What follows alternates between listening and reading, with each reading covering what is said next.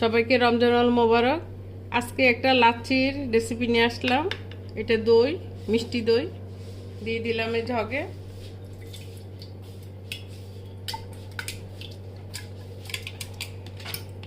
এটা দিয়ে করব।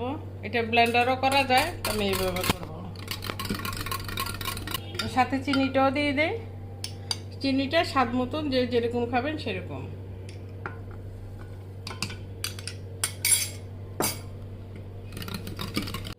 দইটা হয়ে গেছে।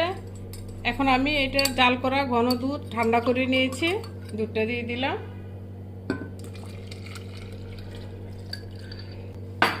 এবার আমি ঘুটনি দিয়ে ঘুটবো।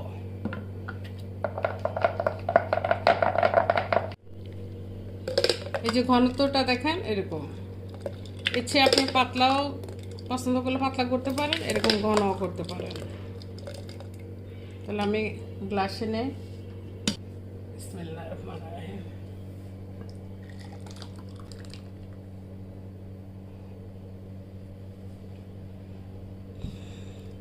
হয়ে গেছে আমার ঢাকাইয়া লাচ্ছি।